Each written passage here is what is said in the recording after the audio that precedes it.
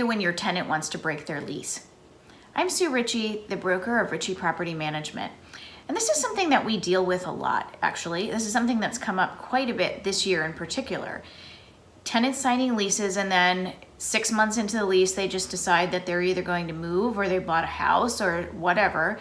And sometimes they don't really realize the obligation they have in signing that lease, that they're obligated through the entire term of the lease. So as a landlord, if this happens to you, the first thing you need to do is to educate your tenant. Show them the lease and point out the lease terms and exactly what the penalties are for breaking the lease. In our lease, we have a clause to make sure that if they leave before the end of the term, that they are still, number one, responsible for the rent through the remainder of the term.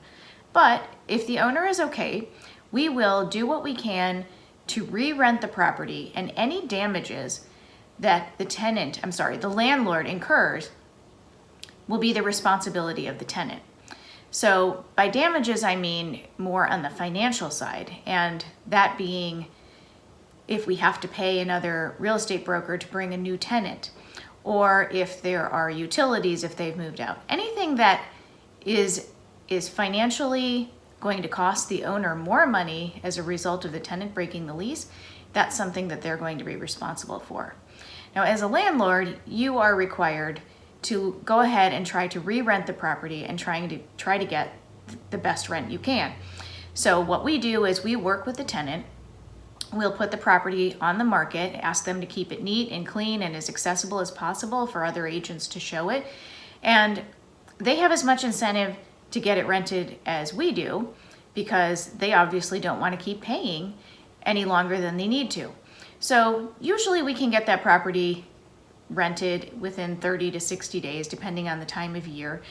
But that tenant is responsible, again, for that rent as well as the other damage.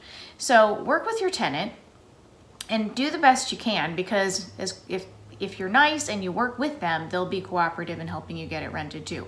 Sometimes things change and circumstances change and people have to break the lease. And other times they just don't think as much and they just leave. But the main thing is make sure that you educate your tenant and work with them. And that should help resolve a lot of the stress and conflict that might come up as a result of a lease break. Any questions, feel free to call us and let us know. We're happy to help. Thanks.